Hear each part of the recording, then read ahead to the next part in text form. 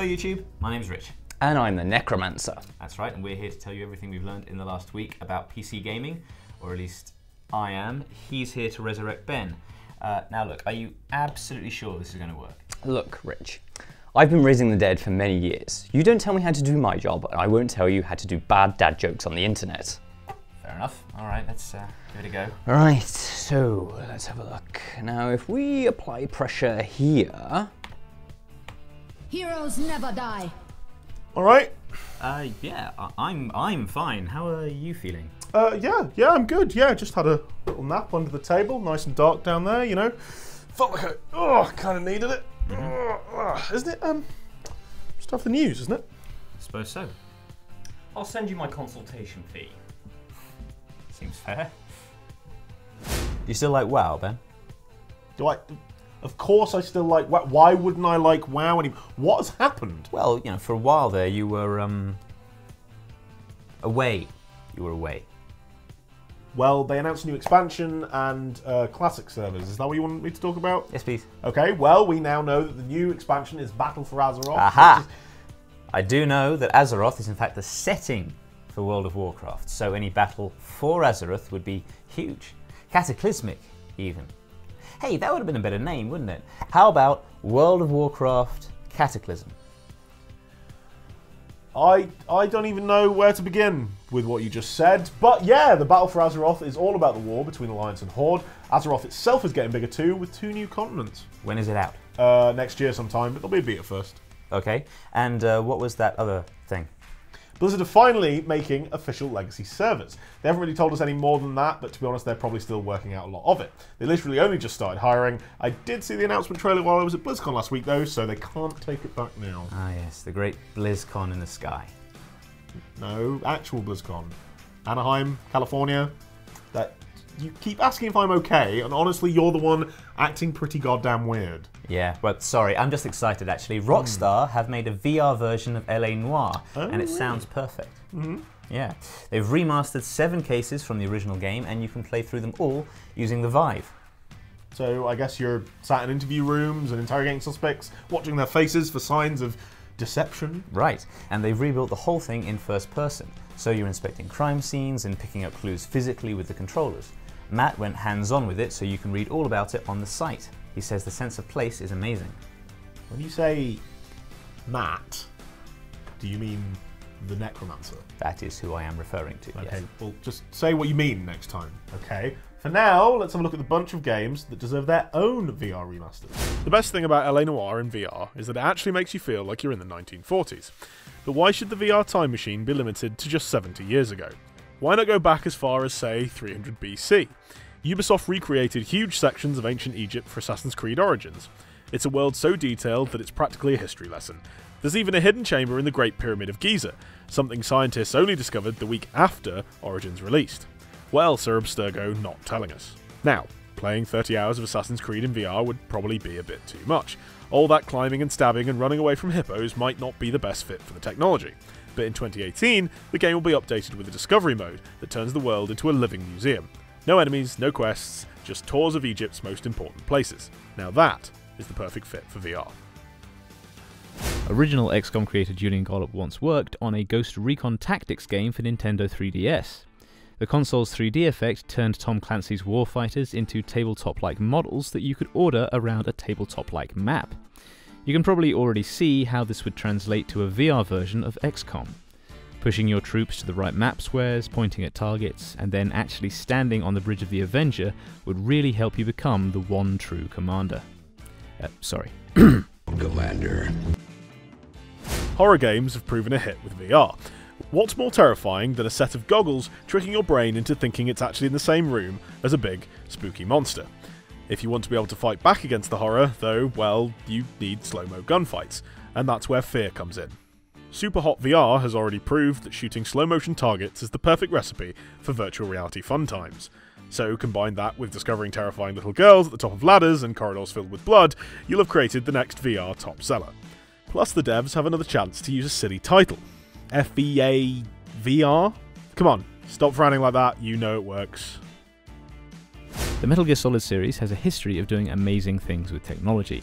The original game featured a boss that could anticipate your moves and be almost impossible to beat unless you prevented them from doing this by changing the port that your controller was plugged into. With such trickery in mind, we'd love to see what madness VR could bring to the series.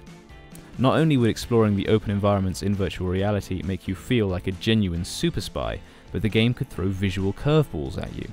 Snake is blind in one eye, for instance, so his depth perception is ruined. VR's 3D could be conveniently turned off to both replicate Snake's vision and confuse the player. That's right, who needs Kojima? We all know that VR can make people a little woozy, so if you're going to go through some discomfort anyway, why not go the whole 9 yards? Let's get Mirror's Edge in VR. Running across the rooftops of a pristine city, vaulting walls and hanging from zip lines, this is the kind of thing that most of us can only experience in VR. Not me, of course. Only through this tech can we know exactly how it feels to dive across a chasm, miss the ledge, and plummet the length of a skyscraper to a bone-crunching finale. That's surely worth the piercing headaches and buckets of vomit pooling around our ankles. I'm looking for something to really dig my teeth into this weekend. Got any suggestions for something huge and dirt cheap, Ben?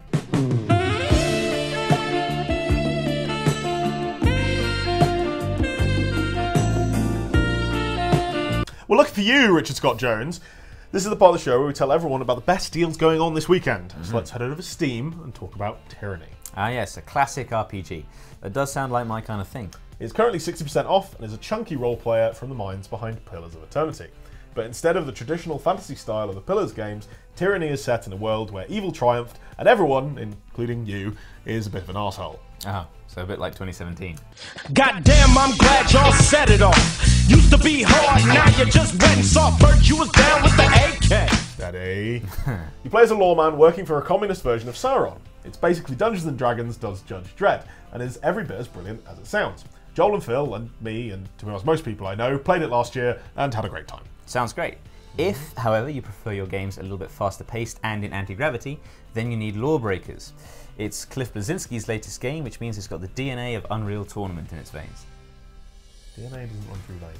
I know this, but we're doing it for the benefit of the show, so. Bad science, I know. It's a really great shooter, but unfortunately not that many people have been playing it. That could change though, as it's free to play all weekend. Give it a go, and if you enjoy it, you could buy it for 50% off. All that jumping around and scoring sweet headshots sounds a bit too fun for the weekend I've got planned. See, I like the grueling struggle of keeping my family alive. Right. If that's your style too, then you need This War of Mine, currently going for 80% off on Steam. This sad, difficult survival game sees you attempt to keep your band of survivors fit and healthy as the world goes to hell outside your home. Again, sort of like 2017. I came in like a wrecking ball. I never... Gosh, that does sound miserable. Reminds me of spending long hours of the day reading through pages and pages and pages and pages of patch notes. Huh. Funny you should mention that. No. Alright Rich, I've been looking forward to this. Me In too. an attempt to make patch notes even more exciting, and honestly they already are, so what are we doing? What are we doing right now? Who knows? I'm going to give you 10 seconds to tell me everything that's happened in League of Legends, and there won't be any cheating. No. There'll be no dishonesty here. Just us? Yeah. Everything above board. Totally above board. So in 3, 2... Oh, you'll... This will probably help, actually. Yeah, there you go. that's handy. Cheers. 1. Go ahead. So there's a new champion, Zoe. Lux is getting nerfed. The Hex Tech Gunblade item is getting buffed. There are robotic skins for Vayne, Jin, and Vi. There's a Project Overcharge game mode, and as always, there's a new login screen. That was very well remembered, I thought. Thank you. Well done. Feel Well right done. there. Fairly satisfied. Absolutely. Okay, Ben, Yeah. your turn, and it's Overwatch time. Okay. And don't think I'm going to go easy on you just because you spent the last 2 weeks dead. What? Away. The last 2 weeks away. Oh, yes, of course. In 3, 2, 1. Oh, hang on. You probably want. That might be. Oh, that's useful. Yeah, thanks. Yeah. Latest Overwatch patch. 3, 2, 1, go. There's a Blizzard World theme park map with a new hero called Moira, of course. Mercy's Resurrect is going to take a bit longer to cast. Anna's rifle is more powerful. They fixed the announcer voice lines. There's sort of a tutorial glitch. And they prevented Roadhog's chain hook from latching on for too long. Very well done. I Very thought so. impressive. Yeah. Very comprehensive. Thank you. Right then. Where is it? Where's what? The tear-stained pile of letters begging me to return from my time while I was away. This is awkward. There haven't really been many letters like that, actually. I mean, have you checked last week's show, the week before? Yeah. There were some comments. There's one from a Darth Sidious. We go way back. It says, "Is that you, Sean Murray?" Are they talking about you? I thought you were Bond now. I'm doing my best to leave that identity behind, actually. If that means I have to become the founder of an enormously successful indie studio, then so be it. Okay, well I've got one from our WoW Classic video, and it says, "You had me at chroming." What's a chromie? Well, interestingly, the question you should actually be Said asking is, interestingly. who's a chromie? Because she takes the form of a charismatic gnome, but actually that's only the form she uses when dealing with mortals. Chronormu, to give her a proper name, is in fact a bronze dragon who deals with the time ways that relate This is to a Azeroth. WoW thing, isn't it? Why do you have to say it like that? You know, I'm starting to remember why we don't do too much work together. Me too. What's the other one anyway? What's her name? Alice. Thingy. Yes, Alice. yeah, like I just said, yeah, Thingy. Yeah, about that. Oh, Pierce Brosnan's son. Ah, Pierce Brosnan's son. Ah, Rich, what are you doing? this is nothing. It's just. Alice? Alice? Listen, there's no reason we can't get along like professionals, alright? Let's take this comment from our video on the 6 changes coming to LoL pre-season. Bună vrei să fim prieteni. It's Romanian and it says, "Hello, you want to be friends?" Oh, that's lovely. I feel kind of bad now. You should. I guess you can stay for the outro after all. Thanks. So you're saying I was dead? Well, yeah, you were killed. It was awful. You could have said something. It would have saved us a lot of weirdness here. Well, good to know for next time. Until then, that's it from us. Please remember to like, subscribe, and share if you enjoyed the video, and we'll see you next week. Wave to the people, Ben. Sorry, the penis jokes stop at arsehole. This is going to be in the intro, isn't it? This is going to be the pre-show Me sting. promising the penis jokes will end. Yeah, The penis jokes never end. looking forward to that. Much love.